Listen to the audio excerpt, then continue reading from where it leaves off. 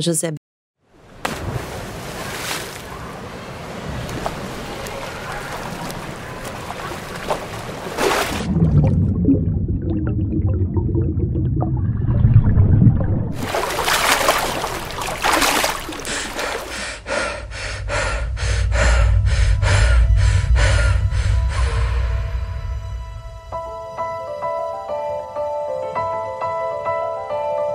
Décadas de denúncias de abusos sexuais cometidos por treinadores de natação contra atletas menores de idade trazem à tona investigações mal conduzidas e o trauma das vítimas anos depois.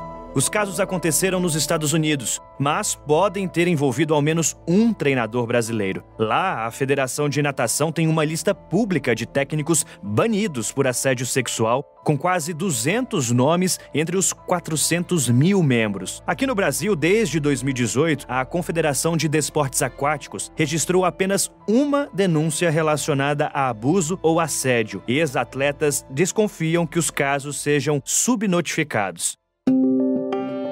Eu sou Daniel Adjuto e no Item Mais de hoje nós vamos falar sobre uma rede de crimes e impunidade que vem se perpetuando nos bastidores de um dos principais esportes olímpicos. O documentário Abusos na Natação foi produzido pelo repórter José Brito, que passou 3 meses analisando ocorrências policiais, documentos e relatos. Ele está aqui hoje para contar pra gente como foi essa apuração. Brito, bem-vindo. Obrigado, Daniel. Prazer. Também está conosco a editora do documentário, Fernanda Antunes. Fernanda, obrigado por participar do Item Mais. Eu que agradeço, obrigada por estar aqui. Vamos lá, que esse assunto é bastante delicado, muita coisa para vocês contarem pra gente daquilo que não foi ao ar e os bastidores de tudo isso. Brito, começa contando pra gente então de onde veio a ideia de começar a investigar esses casos. Teve algum específico que deu o pontapé inicial? Teve. Em março, mais ou menos março, começo da pandemia, eu recebi uma denúncia contra um técnico específico e só que por conta da pandemia eu não consegui me aprofundar nessa apuração. Agora, por final, mais para julho, eu conseguia dar uma olhada, eu fui puxando o fio e fui vendo uma rede. Como o caso era nos Estados Unidos, eu tive que compreender como é que aconteciam essas denúncias de abuso, por que elas aconteciam e comecei a seguir esses rastros e compreender a atmosfera, né, da natação do esporte nos Estados Unidos e a relação dos treinadores com essas atletas e atletas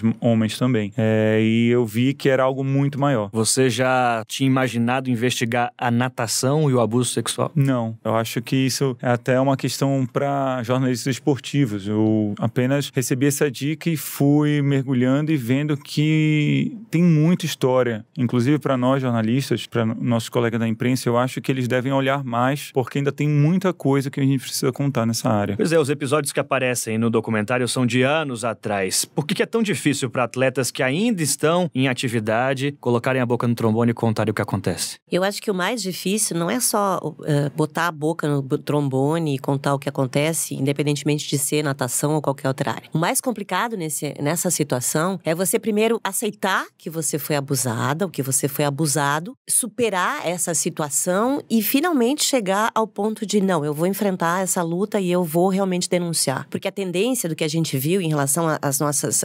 personagens, a tendência é sempre a mesma. Primeiro, a negação. Não, isso não tá acontecendo comigo. A segunda é de medo. Não, ele é o meu técnico, ele é o meu treinador, é um cara que geralmente faz com que você confie nele e você confiando nele, você não vai jamais imaginar que realmente aquela pessoa está se colocando numa forma como abusador. E aí o terceiro, depois do medo, é o ter coragem de enfrentar. Então, enfrentar isso tudo, encarar isso tudo e realmente ir à frente e fazer uma denúncia é um ato de muita coragem. Às vezes as pessoas questionam, como é que levou tanto tempo para denunciar? Como é que levou tanto tempo para chegar? Porque tem casos de 1970 e poucos, 1980. Eu acho que aí tem um outro ponto que a gente chegou à conclusão, ouvindo essas mulheres contarem as suas histórias, que nós estamos falando de uma outra década também, mas isso vale para hoje, e que a primeira situação delas é a negação, né, Brito? É não querer aceitar que aquilo está acontecendo com elas. E eu vou ressaltar uma questão que a Fernanda falou, que as pessoas em negação entenderem que elas têm que denunciar. Mas antes disso,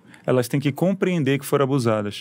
A nova lei do estado da Califórnia, que permitiu um olhar para o passado maior, permitiu que pessoas que foram abusadas com mais anos pudessem ir atrás, buscar justiça pelo que dizem. Essa lei ela também foi ampliada para quando você percebe o abuso psicológico, danos psicológicos desse abuso. Você pode ter sido abusado aos 13 anos, não entender, não compreender aquilo. Às vezes a sua família não conseguiu te dar uma educação sexual para você entender o seu corpo, e às vezes você acha normal você sentar no colo de um técnico, ou então ele achar que você pode dar um tapa no seu bumbum quando você é um adolescente, mas isso não é. Um dos casos é bem claro, de uma das personagens que ela chegou ao ponto de achar que eles estavam tendo um romance, que aquilo não era um abuso, que aquilo era um relacionamento. Só depois que ela foi se dar conta, não tem como ter um relacionamento, eu era uma criança. Ele chegou a pedir ela em casamento, ele era casado e ele chegou a pedir ela em casamento. Como é, Fernanda, como mulher, se deparar com esse tipo de situação? Essa história para mim foi muito difícil, foi um processo de aprendizado. Eu já tinha feito outros programas de abusos, mas nesse caso específico, para mim foi muito impactante nesse quesito que o Brito estava falando agora, que é as mulheres entenderem que elas tinham sido abusadas, elas perceberem que realmente aquilo que fizeram com elas não era o correto. Uma das personagens fala assim: eu queria vencer e eu faria tudo por aquilo. E o nosso técnico, o técnico de natação em geral, a própria brasileira, que depois a gente vai falar sobre isso, também comentou, ele está numa posição de nos colocar em limites, nos nossos limites de dores, de sofrimentos, do quanto você é capaz de aguentar. Porque você tá ali para ser uma campeã. Então, se você tem condições de ser uma campeã, você aguenta qualquer coisa. E esse qualquer coisa é que passava do limite. Como é convencer, Brito, essas pessoas a falarem ou a, de fato, ainda que com todas as restrições, irem detalhando o que aconteceu? Foi um desafio, porque havia a possibilidade de ir aos Estados Unidos para fazer essas entrevistas, mas as fronteiras estavam fechadas por conta da pandemia, a barreira sanitária. Então eu tive que fazer entrevistas por Skype. E antes disso, convencer à distância essas mulheres, esses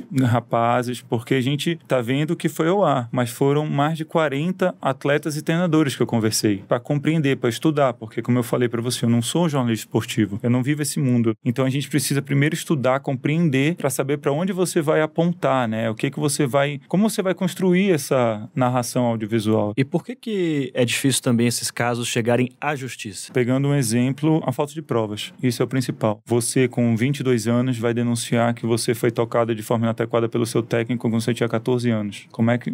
Só que ninguém viu. Não teve às vezes penetração. Fica uma palavra de um contra o outro. E esse outro muitas vezes é um adulto, influente, é poderoso, conhece muita gente, e do outro lado tem uma menina ou um rapaz que muitas vezes é desacreditado, e principalmente, isso não sou eu que estou dizendo, são esses atletas, ex-atletas e técnicos que me falam que há a possibilidade de muitas investigações serem acobertadas por clubes e também por questões de lobby política, tem patrocinadores, é uma questão econômica também. E existe uma característica, né, em todas essas personagens que o José Brito ouviu, todas eram muito isoladas, todas eram muito, não tinham uma relação aberta com a família, não tinham amigos. Então ela não tinha com quem compartilhar o que estava acontecendo com ela, até para questionar se aquilo era correto ou se não era correto. Então existe também, por parte de quem está abusando, a escolha da presa, como a gente fala no documentário, que é o predador e a presa. Ele sabe aonde ele pode ir. A vulnerabilidade ali, exatamente, né? E que não vai acontecer nada. Imagino que tenha sido difícil editar esse material, escolher imagens, são casos antigos. Como foi, Fernanda? A gente tem uma equipe muito afinada. Aquela coisa, um pensa, o outro também pensa igual, e aí um fala, o outro complementa. Eu já tinha pensado em imagens de piscina. O Brito também já tinha imaginado imagens de piscina. O próprio Vital Neto, que colaborou com a gente, né, que apoiou nesse trabalho, também tinha a mesma ideia. Então, mas foi muito difícil, porque a gente não tinha nem fotos. Eu sou da década de 70, eu tenho poucas fotos minhas de infância. Então, essas mulheres não têm fotos da época que elas nadavam, muito poucas. Então, nós não tínhamos imagens delas, nós não tínhamos fotos dos próprios treinadores, eram pouquíssimas. Então, nosso recurso foi tentar fazer imagens produzidas, que ficaram de uma qualidade. O cinegrafista, o repórter cinematográfico foi muito sensível, né, Brito? Vocês tiveram uma visão, assim, que eu, como editora de texto, fiquei pensando assim, ó, eles conseguiram colocar em imagens tudo aquilo que eu tinha imaginado. Foi muito trabalho de equipe. Porque o assunto é muito pesado. E a gente queria colocar isso na TV, mas de uma forma que fosse sensível. Então, eu busquei algumas referências e a gente criou algumas imagens subaquáticas para que desse a noção do sufocamento, do isolamento, os traumas, que foi o que eu tinha escutado das próprias ditas sobreviventes, né, que elas são possíveis sobreviventes de abusos. E eu contei com o apoio do Alexandre Sossi, que é mergulhador cinegrafista, e também do Alan, da nossa equipe aqui, repórter cinematográfico, conseguiram dar um suporte muito bom pra gente conseguir construir isso juntos. E Brito, você é um repórter investigativo de muitos anos já, tem trabalhos incríveis no jornalismo brasileiro. Qual foi o ponto mais difícil desse trabalho, dessa reportagem? O mais difícil, eu acho, que foi compreender como a gente construir algo justo e imparcial, né? Porque afinal nós não somos promotores de justiça, nós não somos delegados da polícia, nós somos jornalistas. A gente tem que expor fatos e dar total espaço, não para as pessoas do outro lado, os acusados, se defenderem, mas dar a versão deles. Teve um caso muito forte pra gente, que a gente ouvia a sonora e falou, nossa, eu comentei com a Fernanda, que foi o da Dayana Niad, que é uma estrela da natação de mar aberto nos Estados Unidos. Ela nada grandes quilômetros em oceano. Ela é uma senhora de 70 anos descrevendo o primeiro estupro que ela teria sofrido aos 13, 14 anos. Ela tinha uma relação com um técnico como muitas têm. Eles, antes de uma competição, vão para casa do técnico num nível de intimidade que chega a tirar uma soneca no quarto, são babás dos filhos. E um belo dia ela estava tirando uma soneca lá, estavam fazendo churrasco na casa, e ele entrou no quarto e teria estuprado ela. Ela fala que ele não chegou a penetrar ela, mas ela relembra aquilo com tal força que... Você sente, como se você estivesse no lugar dela. Foi a sensação que eu tive ouvindo o depoimento que ela fez pro José Brito, assim. Os detalhes, não é possível que uma pessoa conte com tantos detalhes e esteja inventando. Você sente o sofrimento no olhar dela. A Dayana, pra mim, foi uma das personagens que mais me impactou, porque hoje ela fala que ela tem 63 anos, né? E ela lembra daquele dia com muita clareza, de todos os detalhes. E que por mais que ela seja feliz, ela não vai morrer sem lembrar de todos esses detalhes e sem querer fazer justiça. But I tell you, I'm not going to go to my death and let Jack Nelson sit in the Hall of Fame and be honored. E talvez o mais difícil seja, voltando, a questão de não se envolver a ponto de ser isento na matéria. Eu, incansavelmente, tentei procurar todos os envolvidos para eles darem respostas sobre as denúncias. Mandei mensagem, e-mail, até procurei familiares deles, telefonei, para eles terem certeza que eles têm um espaço totalmente aberto para poderem falar. Em outros casos, Fernanda, o modo de atuação desses técnicos era semelhante? Era semelhante. Eu acho que mesmo da brasileira, né, a Joana Maranhão, a gente comparar com as nossas personagens dos Estados Unidos, vocês podem até pensar assim, são realidades diferentes, são mundos diferentes, mas a hora que você contrapõe, quando você coloca todos os personagens lado a lado, a impressão que dá é que são realmente todas muito parecidas, todas passaram por coisas muito parecidas, de confiar, de acreditar naquela pessoa cegamente, de ter certeza de que essa pessoa nunca vai fazer nada de mal com ela, de entregar a sua vida com toda a tranquilidade. E na hora que a pessoa está sendo abusada, ela não aceitar, não acreditar, não querer ver aquilo como realmente está acontecendo. Eu chamo isso de meio que jogar para debaixo do tapete, né? Mas é mascarar uma realidade, é não querer enfrentar. Todas, como eu disse anteriormente, eram pessoas que não tinham muita abertura com a família, então não tinham com quem conversar. Todas geralmente são pessoas mais introvertidas, todas geralmente levam anos para aceitar, não é só reconhecer que foram abusadas. E existe também um outro lado, que é quando é pequeno, isso até existem psicólogos que falam, a pessoa tende a esquecer e a recontar uma história pra si mesmo, de que não foi assim, de que foi de uma forma mais tranquila, de que não foi aquilo realmente que aconteceu. Eu acho que isso acontece com a maioria das vítimas, pra poder sobreviver até. O caso da Joana Maranhão, a brasileira, em 2008, ela contou que foi molestada pelo então treinador aos 9 anos. Vocês também conversaram com ela. Ela ainda é uma exceção entre os atletas vítimas desse tipo de crime no Brasil? Olha, eu tô começando a acreditar que não, que ela não é uma exceção. Porque ela mesma conta que nas mensagens, como ela virou uma pessoa de destaque para levantar essa bandeira contra os abusos nessa modalidade esportiva, ela mesma conta que outras garotas, outras pessoas, nadadores, procuram ela para falar que foram abusados por mensagem privada nas redes sociais, sociais dela, mostra que tem um possível número considerável de subnotificações, porque as autoridades não estão considerando esses números. A CBDA, desde 2018, que é a Confederação Brasileira de Esportes Aquáticos, tem apenas uma denúncia no comitê de ética deles que envolvem conotação sexual. Então, era a palavra dele contra a minha, né? Criar a coragem de falar é algo que requer muita força. Então, tudo que você espera depois que você fale é que as pessoas te acolham, né? E existe acolhimento, mas existe muita porrada. Você acredita que essa reportagem de trabalho de vocês servem também para levantar outros casos? Sem dúvida, sem dúvida. Depois que essa reportagem foi ao ar, a gente já conseguiu ter um retorno de pessoas que dizem, aqui no Brasil, que sofreram assédio, que são vítimas de abusos dos mais diferentes tipos em várias regiões do Brasil. Então, o que eu posso adiantar é que nós estamos em apuração para um possível documentário Abuso na Natação, parte 2. Infelizmente. Infelizmente. Mas necessário. Vamos falar da legislação. Qual que é a diferença aqui no Brasil e nos Estados Unidos? O que a gente pode traçar de paralelo e dizer onde é mais rigoroso e o que ainda precisa mudar? Lá, as leis são bem mais rigorosas, mas isso não quer dizer que tenha menos abusos. Talvez eu acredito que essas leis foram criadas com mais rigor lá na natação dos Estados Unidos por conta dos abusos que foram sendo revelados. E a USA Swimming, que é o órgão que regulamenta o esporte no país, ele começou a ser processado na justiça norte-americana. Então, ele teve que tomar atitudes, como a lista pública de banimento de treinadores e o programa Safer Sport, que ele pega a mesma lista, só que ele amplia para várias modalidades esportivas. E um exemplo prático é que um treinador ele não pode ter um relacionamento amoroso que não seja treinador-atleta, aluno dele. Não pode. Ele tem que deixar de ser treinador para ter isso. Muito menos menor de idade. Um técnico ele não pode, em hipótese alguma, tocar no atleta para fazer uma massagem ou enxugar com uma toalha. Eu agora estou ouvindo relatos de brasileiros falando que isso aqui é totalmente permitido. Então a gente espera que essas reportagens, esses relatos, levantar essa discussão, mostre a necessidade de reavaliar e implementar novas leis e regulamentos aqui no Brasil. Fernanda, a gente viu que não é algo exclusivo da natação, tem casos da ginástica. Como que essa discussão chega a outros esportes? Uma das coisas que me impactou bastante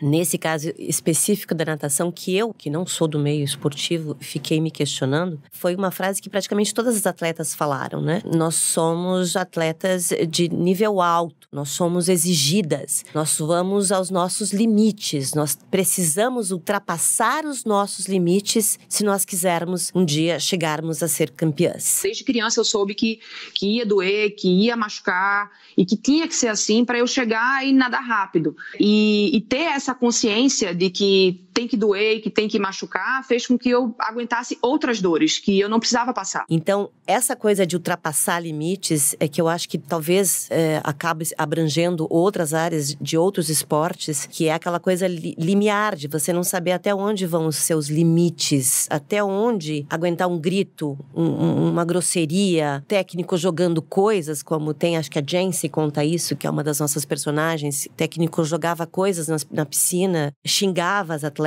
porque elas tinham que ser fortes, elas tinham que entender que elas têm que testar os limites delas. Então, eu acho que nesse quesito testar limites, eu acho que a gente vai muito além, que são outros trabalhos que a gente pretende fazer ainda, não ficar só na natação, só não posso adiantar agora. Quais são os lugares em que você passa dos seus limites, passa das suas crenças por achar que você vai conseguir algo maior ou melhor? E aí a gente entra na medicina, a gente entra nas religiões, a gente entra em outras áreas que, vamos falar do João de Deus mesmo, que daqui a pouco vai fazer 2 anos o caso, das pessoas aceitarem tudo que ele fazia, achando que aquilo ia curá-las. Então, você acaba perdendo, talvez, a sua essência, acreditando naquilo que você acha que é uma coisa maior. É uma coisa muito limiar, é uma coisa muito sutil, mas que me fez questionar muito uma série de coisas dentro desse programa que eu nunca tinha parado pra pensar. Então, eu acho que é uma coisa que tem que ser claro, e é uma coisa que eu ensino pro meu filho, que tem 15 anos. Tudo tem limite. Não interessa onde você quer chegar, você tem os seus limites. E ponto. Não aceite além disso. É nesse ponto que eu entro agora com vocês, sem serem jornalistas, como pais, como cidadãos. Como separar esses dois? Brito que tem 2 meninas, né?